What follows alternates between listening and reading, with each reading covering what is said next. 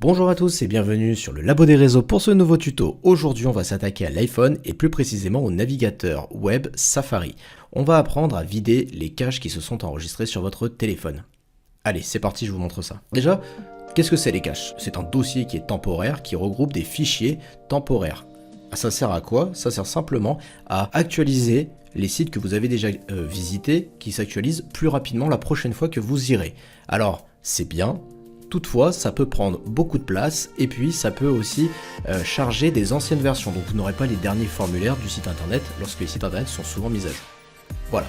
Ceci étant dit, voici la technique que l'on a pour pouvoir supprimer les fichiers temporaires qui se trouvent sur votre iPhone.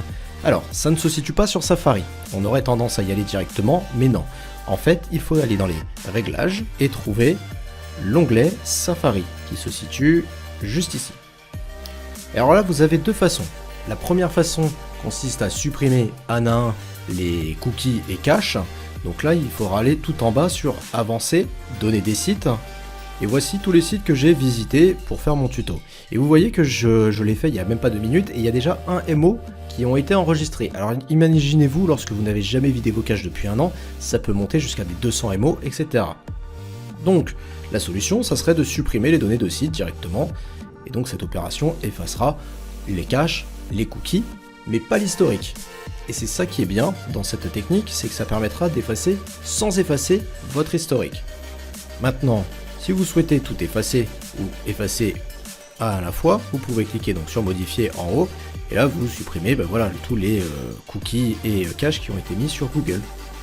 Et c'est supprimé. On valide.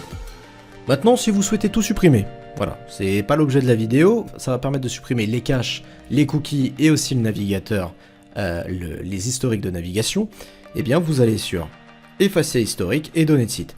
Et là, lors de l'effacement, l'historique, les cookies et les autres données de navigation, donc les fichiers temporaires, seront aussi supprimés. C'est à vous de voir. Pour récapituler, très simplement, si je vais sur effacer historique et données, j'efface tout. Si je fais le choix d'aller sur Avancer, Données de site et de soit supprimer purement et simplement donc les données de site qui font partie du cache, soit même plus finement de le faire un à un.